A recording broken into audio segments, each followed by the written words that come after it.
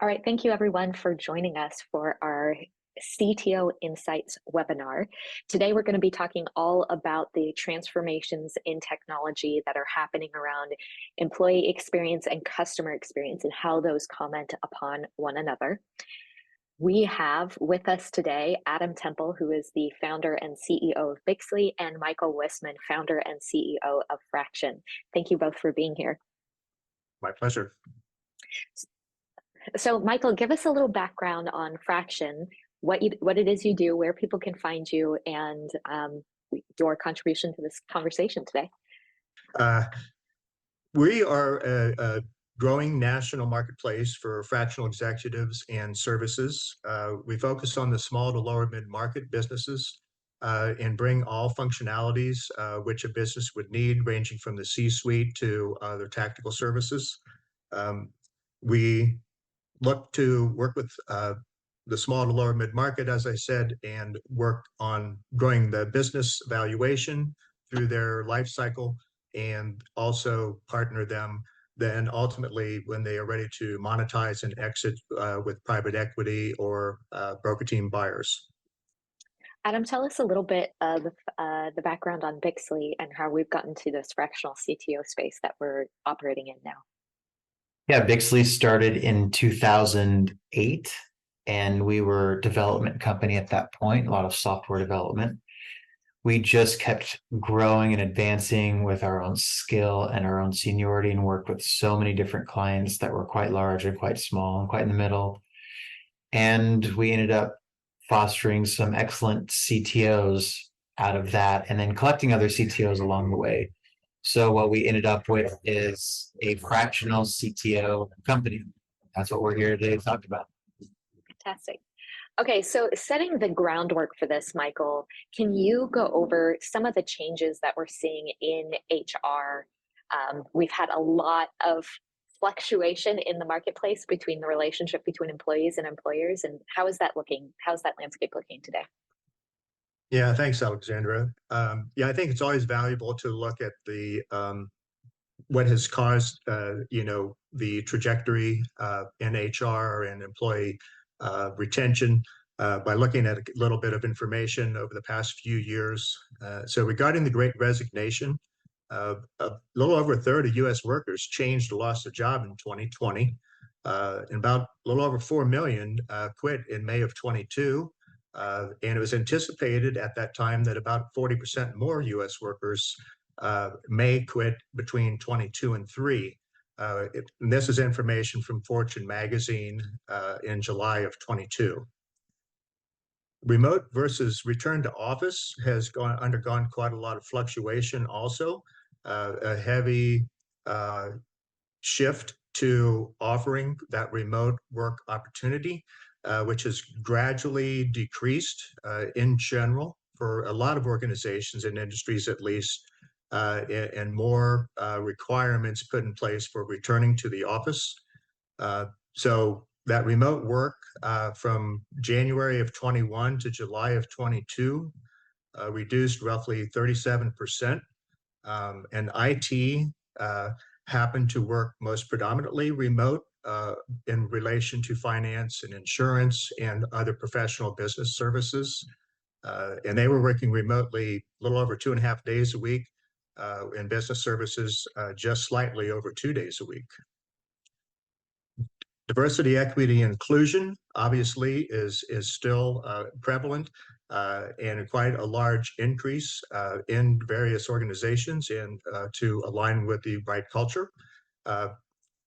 What has been challenging for incorporating DEI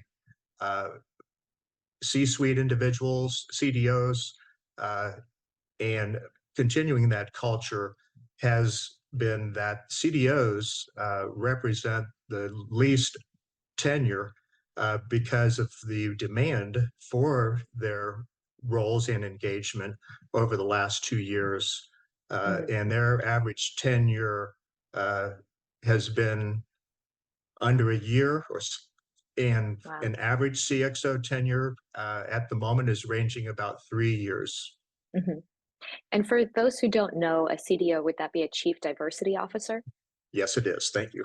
Yeah, compared to the other executives, when we say Yeah, CXO, we mean CFOs, sort of like CMOs, placeholders. CTOs, Yeah, et cetera, have a longer, gotcha. about a 3 time longer tenure on average than a CDO Hmm. has at the moment. Interesting. Do you have any guesses as to why that might be, or is there any sort of correlation that's tied to that particular role that you might be aware of? One is just the landscape of availability and the fact that, as it happens also with people looking for remote work and potentially taking more than one job as they work Mm, remotely. CDOs, at least a part of that volatility in their role, is because they can also look for opportunities which might be more amenable to their desire, or offer higher compensation. And so mhm, their tenure has been rather volatile. There are mhm, many other reasons, of course, but those are some examples driving that. right. Yeah. So tell us a little bit about this sort of quiet quitting and quiet firing that we've seen on the landscape as well. Yeah, so quite quitting, and so this is a Gallup poll, September of 2022, that I'm citing. About half the first half of the workforce was considered disengaged, so they were doing just the bare minimum. They were withdrawing from the roles and functions which they ordinarily were thought to be doing, and just withdrawing from that active engagement, which then also lessened, and at least in many managers' minds, their uh, opportunity for advancement and those conversations around, their satisfaction in the job. Hmm. Uh, there's a term also, regrettable transition, and that's after a company has gone through a lot of due diligence, pre-screening, interviews, et cetera, and they feel they've brought on board someone very perfectly aligned with their culture. They Hmm. sometimes find within under 6 months that the people leave, and that is a regrettable loss because they felt they Hmm. did all the due diligence they could, and yet they didn't retain that person. Hmm. Um, in quiet firing, uh, it's what I touched upon briefly around quiet quitting. It's just that the lessening of the individual's manager, uh, to enable them to have promotion opportunities, to engage them in other work, and that is termed quiet firing. Hmm. A lot of changes on the landscape. So, Adam, in your opinion, as a CEO and as someone who manages a people, how can we engage our employees? What are some of the ways that we can provide value to employees that are other than monetary? Because somebody can always pay them more, right? They can always go get a job better paying somewhere eventually. Yeah, and I answer the question through the lens of tech, of course, because that's our bread and butter. So I kind of think of it a bit as the hierarchy of needs, like Maslow has his. I have a few points that go on our pyramid of needs. One is pay, like they have to be pretty close to market pay. That's a basic, like you said. The next one I would say is belonging, which means that each person has to know their role and have a zone of responsibility. And the next level, of course, is you can connect those to metrics. So then they start to have some autonomy. But if they're also part of the plan, the long-term complex collaborative plan, that's going to increase their sense of belonging. And then if they just have a voice day on a week-to-week basis about what's going on, how, what they see as a big need, it's just all week, it's a whole lot of small negotiations. Then after you, so yeah, pay and belonging, then you have the challenge. And that is making sure that the people, that specifically the folks in tech, and this does, of course, actually, I guess all of this applies really well to other people, but specifically for the challenge in the tech area is making sure that they have a reason to think outside the box, research a little bit of the on their own, make the tech side of their life a little bit of a hobby, not in an unhealthy way where they have to bring it home all the time, but just to make sure that the reason that they got into tech, because there was love there for it, that they still can keep that. And that comes with challenge. Mhm. The last thing that I would say currently, and this is changing all the time, but my current tip of the pyramid is getting into the flow state. It's something that you can achieve if you really work on it. You have to have a quiet office. You have to have a way of getting your work kind of lined up so that you're not distracted and that you know what you're doing and you can actually flow through it. If you can achieve a flow state once a day just for 2 hours, you're going to be so much more productive than working 12 hours and never hitting that flow state. Mhm. So that's what comes to me. That's what comes to mind when I think of bringing value to the employees. If they have all those things, they're just going to stay there and really enjoy their work and be happy. Yeah, that's really well said. I know that if somebody gives me some sort of question that's going to make, I'm going to have to do a pretty complex spreadsheet and answer it. It's like clear the decks, give me a couple hours. Nothing will make me happier than getting into that Yeah. flow state and like getting into my spreadsheet, you know? So Yeah. I definitely understand that feeling. Okay, so Michael, let me toss one back to you. When we're talking about building a robust culture, what are some of the sort of practical things that businesses can put into place to help that foster?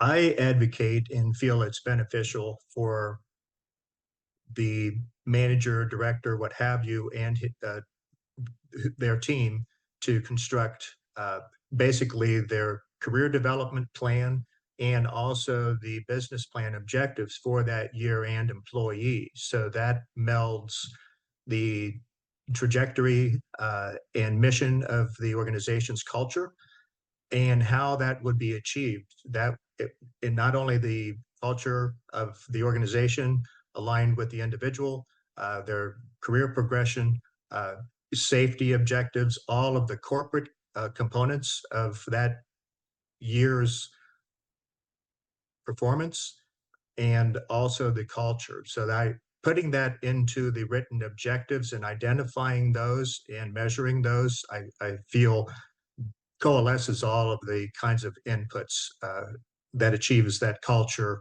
and satisfies your customers. Mhm. So that's a great transition. When we talk about employee and customer satisfaction, what are some practical things that businesses can put into place, A, to gather this information, and B, to start parsing through what's going to be actionable, what's a priority, um, you know? I'll take that question to start at least. So there's ways to measure, obviously, customer performance. If you use Net Promoter Score, NPS, that's a lagging indicator, unfortunately, but still valuable. But it has quite a long trajectory to obtain the information. And so it's not only back looking, but also quite a lot of time investment to capture that and then measure its improvement um, and what the organization feels is an appropriate NPS score, which can range from 50% to in the 90 percentile of scores at 8 out of 10 being given in recommendations as referrals from your existing customers. That's one metric. Another thing which really I've seen done very uh, successfully is by having your leadership team form strategic partnerships with particular strategic partners. So not only having the customer service rep and all of the team, and in my mind, every employee in an organization is part of the sales team, but for those strategic opportunities and accounts, having someone in the C-suite partner with those strategic executives, business owners, what have you, to form those strategic alliances is also another method to really perpetuate and sustain a company's culture and maintain those customers and grow that customer base.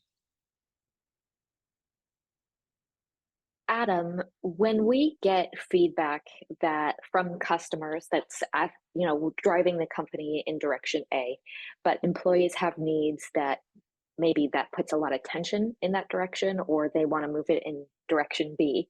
How do we reconcile, how do we prioritize when there are tensions between or conflicts between those feedback cycles that we're getting from those two different really important camps? It's definitely an important negotiation because there could be pressure from customers. There's going to be pressure from the executive team, and then there's going to be their internal ideals. And this is, of course, speaking just about me as a CTO. How would I manage the situation? It's quite a negotiation because if any one of those are too strong, you have a pretty bad imbalance. So a professional developer, software developer, or an IT person in your company, if their ideals are too strong, then you're going to suffer from subpar decisions and internal conflicts because everyone will be willing to compromise with what the customer or the execs want, but they won't. So you have to deal with that person and say, look, if there's two buckets, most of the time the buckets are just we're going to have to put tasks into, okay, we can do this, it works. And I agree with it. And the other bucket is put into the bucket and just suck it up because you can't change it. And hopefully I don't have to use too much of that credit. And if that developer, I'm kind of taking this analogy maybe further than it should go, but if that developer has too small of a bucket for the suck it up, and they can't change if they're not flexible, then that developer has to go. If we're talking about incoming needs from the client or the customer, then as Michael said, that has to be negotiated with the execs, and then the priorities have to align with the tasks. And then it's, who cares? Let's move on. Let's move forward, pick the right tech. The company needs to go where it needs to go. And it's not that I'm disconnecting them from it, but I never let the feeling of discomfort pervade too long, because it's like, guys, we're here to do the business. And if we can do this really well that the client wants, the customer wants, the exec wants, that's what we're getting paid for. So let's have a good attitude about it. If there's actual problems with it architecturally or philosophically, I will address those person by person, department by department. And I take that all very seriously. Mm-hmm.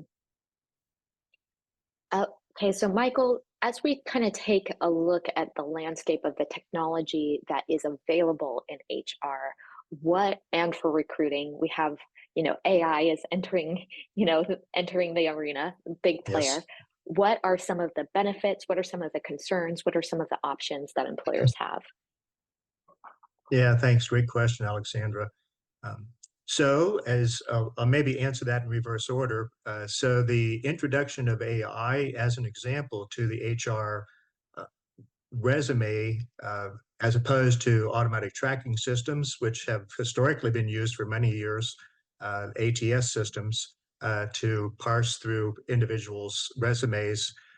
AI has facilitated the rapidity of resumes being submitted because they can be automatically written. Uh, while that saves the potential employee quite a lot of time potentially, it also overwhelms the HR staff and generalist by this huge surge of resumes, which have been submitted in very quick, short order. And that can cause some delays as well, or just by the overwhelming numbers of resumes coming in, rather than the ATS parsing them and eliminating individuals based on the keyword search, it can be stopped because of the volume in a period of time. The types of automation which can assist the hiring process can include things such as the Gallup Q12 survey. That's focused completely on employee satisfaction. There are 12 questions which are then evaluated and numerically scored based on what the employee would desire. And those are questions, do you work well with the employee and the workforce? Do you align with the company's culture? Are you given opportunities for advancement regularly? And have you had those conversations in the last 6 months? Out of the 12 questions that they asked, those are just 3 examples of them. And then lastly, for this talk, I'll just add that there are organizations which do pre-screening video recording, which can be beneficial to the HR group by having certain questions asked and the answers recorded on video to Mm-hmm. hopefully facilitate that hiring process. Mm-hmm. Hey, Yeah, I Michael, can. are you comfortable saying any companies that you recommend for that? I do have companies I could share relative. The Gallup poll, of course, is a national poll. It is stated to be completely confidential. A company which does the types of video, one name of a company doing that is called Honeit, Honeit. There are others, of course, but that's an example of that, the video pre-screening that is offered through that particular company and others. Yeah. And I'm sure that they're leveraging, or some of these tools will be leveraging AI as well on those video submissions as well. Yes, it can. No. Yeah, that's I could just speak to our experience for the HR technology that we use. I do the recruiting here at Bixley, and I can definitely speak to the experience of when we open a position. As a small company, we don't do a ton of hirings throughout the year, so we don't have, dozens of positions that are open at a time. Just for over the past few years, just being overwhelmed and inundated day one, having hundreds of applicants, and the need to kind of cull through those in an effective way. And then at a certain point, it becomes too much information for a human to process, and that's where you get your ATS systems being involved as well. And I think, we really like the human touch. Even though we're a technology company, I use technology to facilitate a lot of my communication with people so that I can make sure that people are getting timely responses, and that their time is respected. But we still have a very hands-on approach, even as a technology company, in trying to vet and find really great candidates, because you kind of can't replace that. I think you end up in a very weird limbo where an AI generated and optimized resume is trying to talk to an AI that's trying to eliminate people, right? And so they're working at cross purposes, and they're even getting beyond the human touch because they're just talking to each other in this weird universe that we live in now. And so I still highly recommend, to the degree that you have the time and availability to do it, a human touch in that process, because there's no better way to really understand who's coming onto your team. At the end of the day, a human person is coming onto your team. I wholeheartedly endorse that. Yeah. So, Michael, tell me from your perspective how fractionals can step in and support companies who are dealing with some of these issues around customer experience and employee experience. Where do fractionals fit into this conversation? Yeah, thanks. So the way in which fractional executive or service can be beneficial, one, they're not a direct hire. They're not paid benefits. You don't go through the 6 to 9 month recruiting costs to bring those individuals on board. And keep in mind the tenure on average of a CXO or the CDO in the extreme case of limited tenure. You avoid those things, and what you can do also is insert that best practice capability by bringing in people that have that industry experience and best practice, and that can become useful and very highly customized by using those people rather than a full-time headcount in various ways. One can be to mentor a full-time person in a larger organization, to the lower mid-market and mid-market as well, and larger organizations as well. Bring that expertise in, utilize that individual, possibly from that role, where the fractional executive is just like having a full-time person. They are an advocate for the company. The team reports to them. As those strategies are put in place and that roadmap developed, their involvement and engagement can then be reduced potentially to an advisory board role, so that roadmap and strategy is sustained, which is a difference between having a coach which assists in developing a strategy, but doesn't provide the strategic and tactical work that's required to do to accomplish that roadmap and strategy. Yeah. So it's very customizable by using fractional executives. Our group alone spans about 24 industries, so we're pretty industry agnostic, but it's something that can be highly customized and is cost savings. Yeah, I think when we see sort of the ways in which executive salaries have, I think the average is 300 times the average worker in a large enterprise company. And so when we think about how are we going to have great expertise and great leadership for companies that certainly can't afford to have that 300x salary, maybe they're a small, medium business, and so they're not going to be able to, match that unless you get to that enterprise size, while still having that amazing expertise to really guide the company. Adam, what do Yes. you have to say as far as fractional CTOs in this space? I agree. I mean, Michael laid it out really clearly. I think that once you talk with a fractional CTO or CXO that you particularly need, and if it's a good fit, which that's our job, is to line you up with those good fits, then it's very obvious. There's no sales at that point. You just understand that this person is who you need, and that's it. So really, it's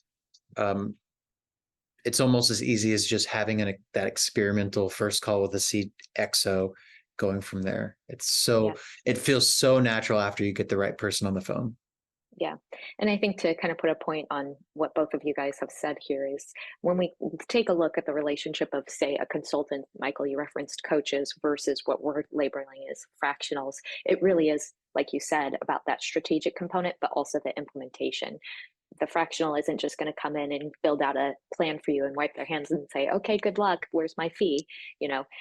We actually get alongside the team and work towards implementing that, whether as a CTO, it's building out your engineering department or working on your product, or CMO, developing your marketing strategy and brand and actually implementing it, et cetera, name your executive.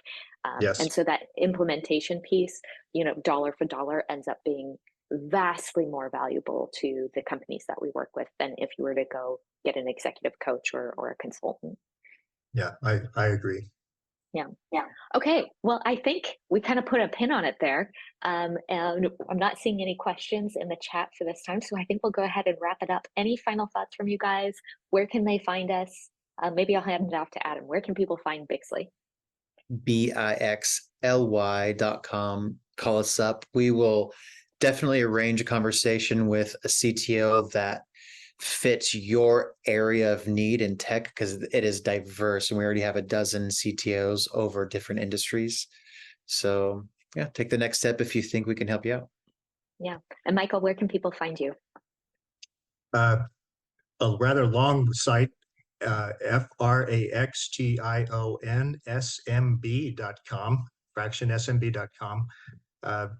And again, we're a national marketplace, working all functionalities, and certainly utilize Bixley as fractional CTO services. So it's a pleasure to have this conversation, and look forward to answering questions the group and individuals may have.